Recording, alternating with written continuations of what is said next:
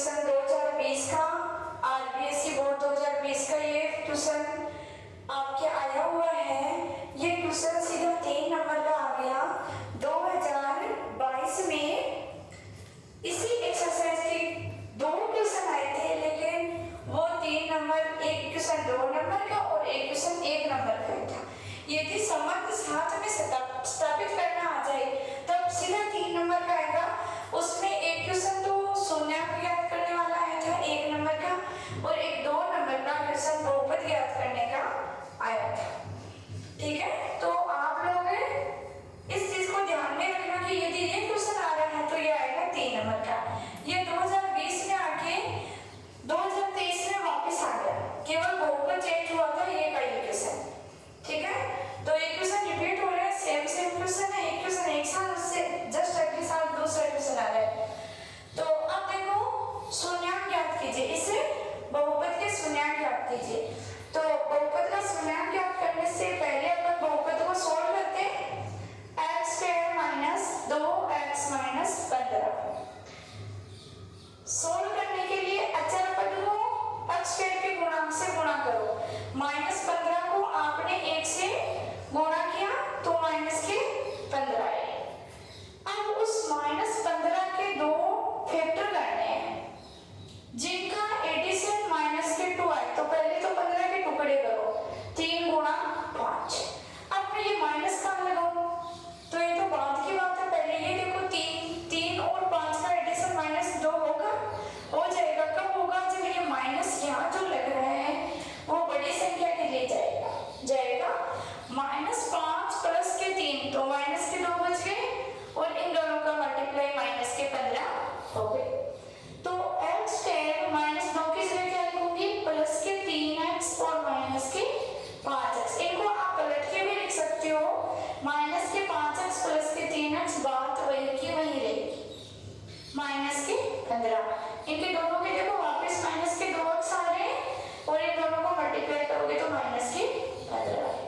इन दोनों में से x कॉमन लिया तो बचा x + 3। यहाँ से आपने कॉमन लिया माइनस है दोनों में, तो माइनस कॉमन आ जाएगा और 5 कॉमन आ जाएगा x, क्योंकि 15 में भी तो 5 छुपा हुआ है, 3 × 5। तो यहाँ से जब आपने माइनस को कॉमन ही ले लिया तो प्लस बच गया, और ये हो गया 3। 2 पद हो रहे हैं, एक पद ये और एक पद ये। यहाँ से एक पद, दोनों पदों में से x + 3 दोनों में है तो कॉमन आ जाएगा। यहाँ से बचा x और यहाँ से बचा -के 5। शून्यांक के लिए आप बहुपद को 0 करते हो, तो शून्यांक के लिए px = 0।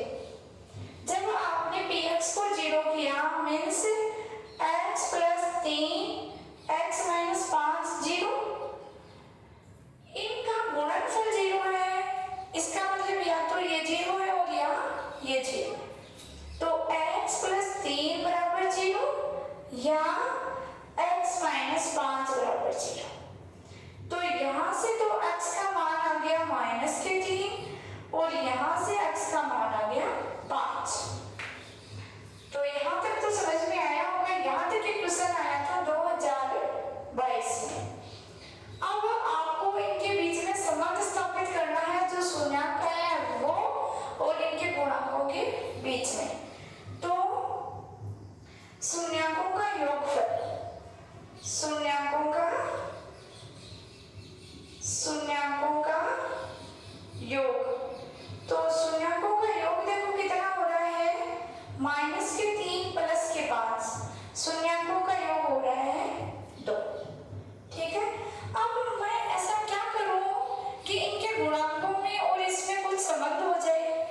तो देखो 2 कुछ है